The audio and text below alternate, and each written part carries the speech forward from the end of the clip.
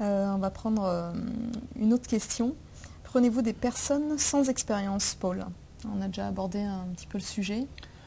Sans expérience, hein, là c'est une notion forte. Voilà, quelqu'un qui n'aurait pas du tout mis les pieds dans une entreprise. Mais je dirais qu'on se retrouve un petit peu dans le cas que nous exposions tout à l'heure du jeune diplômé sans expérience. Nous recherchons vraiment des aptitudes commerciales, une personnalité, comme nous le disions tout à l'heure. Donc une personne sans expérience mais qui a un très bon relationnel, qui se montre tenace, accrocheur, a toutes les chances de réussir chez nous.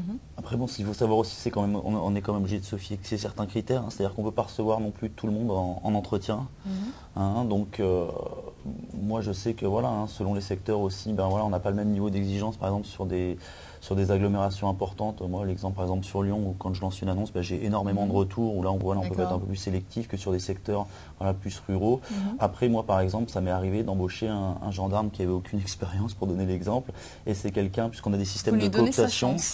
Ouais, mais alors voilà, moi il m'avait écrit plusieurs fois, moi j'avais fait, il avait aucune expérience ni commerciale ni aucune formation.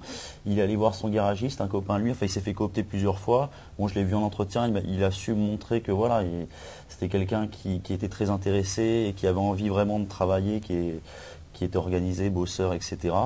Et puis voilà, c'est quelqu'un, mais bon, c'est un profil un peu atypique, mais je veux dire à partir du moment où il nous montre réellement, ben voilà, qui sont dynamiques, qu'ils en veulent, qui sont organisés, et que on peut aussi donner leur chance à des profils tout à fait spécifiques. Mais la personnalité, vous ne la voyez pas dans un CV.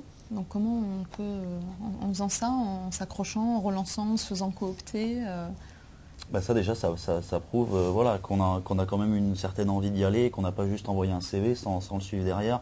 Donc après, ouais, c'est je dirais au candidat de nous montrer aussi qu'il est volontaire, et puis qu'il a vraiment envie de venir chez nous à travers voilà, tout ce qu'on disait tout à l'heure, notamment le fait d'être préparé, de connaître un peu les produits, les clients, de montrer qu'il est organisé, qu'il est dynamique, qu'il est capable d'apprendre, etc., quoi.